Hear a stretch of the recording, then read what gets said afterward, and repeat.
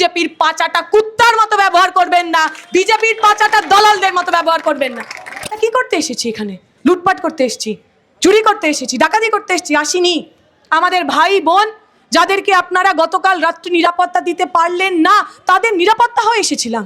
আমরা কি আপনাদের সঙ্গে ঝামেলা করিনি তো? শুরুতে আপনারা প্রমিস করেছিলেন যে এবিভিপির মিছিলকে আপনারা এগোতে দেবেন না। আমরা বলেছিলাম ঠিক আছে, আমরাও এখানে রয়েছি। যখন আমরা শুনলাম ওদের মিছিল এগোচ্ছে, আমরা তখন আপনাদের সঙ্গে কথা বলতে গেছিলেন। আপনারা কি করেছেন? লাঠি চালিয়েছেন আমাদের ওপর, মহিলাদের ওপর আক্রমণ করেছেন।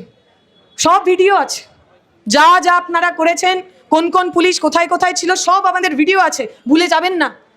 বিজেপি সরকারও কিন্তু বেশি দিন থাকবে না। যাদেরকে আজকে কলার ধরছেন, যে বাচ্চাগুলোর গায়ে আজকে হাত দিচ্ছেন, কদিন পর আপনাদের সবাইকে স্যালুট করতে হবে, এই কথা আমরা আপনাকে মনে করিয়ে দিতে চাই। পশ্চিমবঙ্গের মাটিতে যা প্রথমেই যে সমস্ত পুলিশের ইউনিফর্ম পরা মানুষজন আমাদের সামনে দাঁড়িয়ে আছেন, আমরা বলবো নিজেদের নেম ট্যাগগুলো আগে বাঁচিয়ে নিন। নেম ট্যাগ ছাড়া কোনো পুলিশ যদি এখানে আসেন, নেম ট্যাগ ছাড়া কোনো পুলিশ যদি আমাদের আটকানোর চেষ্টা করেন, এখানে কি হবে তার আমরা গ্যারান্টি দিচ্ছি না। আপনাদের প্রত্যেককে জেলের ভাত আমরা খাওয়াবো, এই কথা আমরা এখান থেকে বলে দিতে পারি।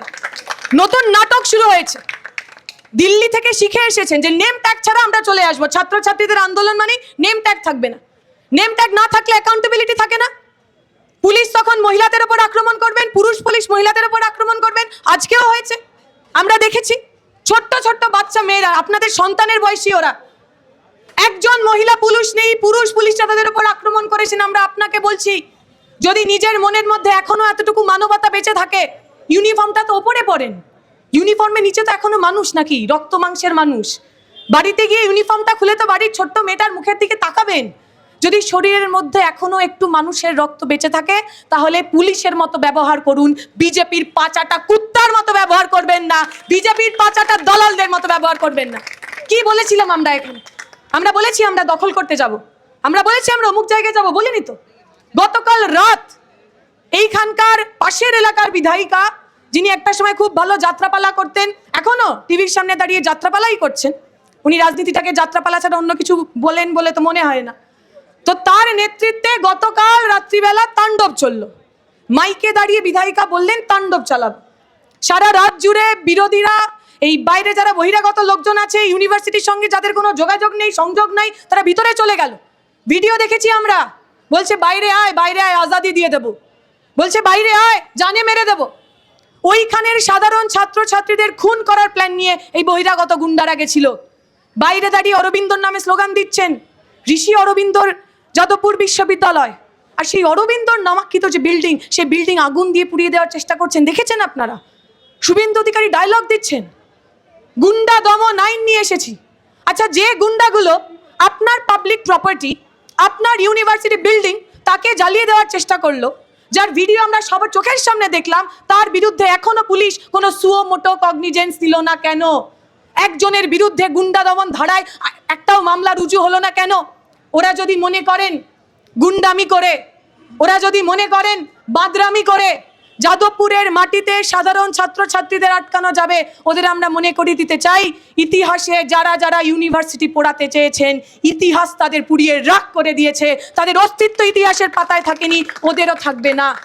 আজকের দিনের ঘটনা, আমরা বলেছিলাম আমরা একেবারে শান্তিপূর্ণ এখানে অবস্থান হবে। তারা এসেছেন এখানে, মালিনী দি এসেছেন। কে মালিনী দি? পশ্চিমবঙ্গের বুকে দাঁড়িয়ে যে একজন মানুষ সঠিকভাবে সঠিক নির্বাচনে মমতা ব্যানার্জিকে হারিয়েছিলেন, তার নাম মালিনী দি। যাদবপুরের অধ্যাপিকা, আমাদের সব্বার, আমাদের অভিভাবক। মালিনী দি আজকে এই সভায় এসেছেন। মালিনী দিকে ভয় পান আপনারা? এখানে এসছে ক্লাস 10-এর একটা বাচ্চা, আমি ওর নাম নেব না, একা একা এসেছে। ওর বাড়ির লোক কেউ পার্টি পলিটিক্স করে না, কিন্তু মনের মধ্যে কোথাও মনে হয়েছে এই ইউনিভার্সিটিটাকে বাঁচানো ওর দায়িত্বও এসেছে। আমরা কি করতে এসেছি এখানে? লুটপাট করতে এসেছি, চুরি করতে এসেছি, ডাকাতি করতে এসেছি? আসিনি। আমাদের ভাই বোন যাদেরকে আপনারা গতকাল রাত্রি নিরাপত্তা দিতে পারলেন না, তাদের নিরাপত্তা হয়ে এসেছিলাম। আমরা কি আপনাদের সঙ্গে ঝামেলা করিনি তো? শুরুতে আপনারা প্রমিস করেছিলেন যে এবিভিপির মিছিলকে আপনারা এগোতে দেবেন না। আমরা বলেছিলাম ঠিক আছে, আমরাও এখানে রয়েছি। যখন আমরা শুনলাম ওদের মিছিল এগোচ্ছে, আমরা তখন আপনাদের সঙ্গে কথা বলতে গেছিলেন। আপনারা কি করেছেন? লাঠি চালিয়েছেন আমাদের ওপর, মহিলাদের ওপর আক্রমণ করেছেন। সব ভিডিও আছে, যা যা আপনারা করেছেন, কোন কোন পুলিশ কোথায় কোথায় ছিল সব আমাদের ভিডিও আছে, ভুলে যাবেন না। আর এটা মনে রাখবেন, মমতা ব্যানার্জিরা ভাবতেন, তৃণমূলরা ভাবতেন তারা যতদিন বেঁচে আছেন ততদিন সরকারে থাকবেন, নির্বাচন হয়ে যাবার পর তাদের আর খুঁজে পাওয়া যায়নি, 15 বছরের মধ্যে লোপাট হয়ে গেছেন। আমরা বলছি বিজেপি সরকারও কিন্তু বেশি দিন থাকবে না। যাদেরকে আজকে কলার ধরছেন, যে বাচ্চাগুলোর গায়ে আজকে হাত দিচ্ছেন, কদিন পর আপনাদের সবাইকে স্যালুট করতে হবে, এ কথা আমরা আপনাকে মনে করিয়ে দিতে চাই। পশ্চিমবঙ্গের মাটিতে, যাদবপুরের মাটিতে গণ আন্দোলন, সাধারণ খেটে খাওয়া মানুষের যে আন্দোলন, সেই আন্দোলনকে দমানো যায়নি, যাবে না। আর যিনি এমএলএ আছেন তাকে বলবো, তিনি বলেছেন যে যাদবপুর ইউনিভার্সিটিতে নাকি তিনি সার্জিক্যাল স্ট্রাইক করবেন। আগে সার্জিক্যাল স্ট্রাইক বানানটা, সার্জিক্যাল স্ট্রাইক করতে গেলে কী কী করতে হয় সেগুলো পড়ে আসুন। জেনারেল বডি মিটিং কি, সেটা খায় না মাথায় দেন, সেগুলো পড়ে আসুন। আর যদি খুব আপনার মনের মধ্যে কনফিডেন্স থাকে, যাদবপুরে আমরা আরেকদিন একটা জেনারেল বডি মিটিং করব, আপনার সঙ্গে সাধারণ ছাত্রছাত্রীরা তর্ক করবেন। যদি বুকের পাটা থাকে আমাদের চ্যালেঞ্জ গ্রহণ করুন, যুক্তিতে তর্কে আমাদের সঙ্গে লড়তে আসুন, আমরাও দেখাবো আসলে পাবলিক ফান্ডেড ইউনিভার্সিটি, গরিব ছেলেমেয়েরা যেখানে কম পয়সায় নিজের মেধাকে, নিজের জ্ঞানকে, নিজের বুদ্ধিকে এবং নিজের দিমাগকে শার্প করতে পারে, তার জোর কতটা। যে মানুষ আমাদের কথা শুনতে পাচ্ছেন, পথ চলতি মানুষ, এবং এখানে গদি মিডিয়ার বিভিন্ন লোকজন যারা নানা ধরনের অপপ্রচার করার চেষ্টা করছেন, তাদের সবাইকে বলে রাখছি, কিছুক্ষণ আগে পুলিশের একটা ক্যামেরা আপনাদের হাত থেকে পড়ে গেছিল, আমরা সেটা আপনাকে ফিরিয়ে দিয়েছি। সেটা আমাদের জেস্চার, সেটা আমাদের দুর্বলতা নয়। আগামী দিনে আপনারা যদি আমাদের লাঠির বাড়ি মারেন, সেটারও কীভাবে ফিরিয়ে দিতে হয় আমাদের জানা আছে, প্রয়োজন হলে সেটাও আমরা করে দেখাতে পারি। আপনাদের সবাইকে অনুরোধ রইবে আজকের এই অবস্থান সভায় টিকে থাকার জন্য, যতক্ষণ না পর্যন্ত যাদবপুর ইউনিভার্সিটি ক্যাম্পাসের ছাত্র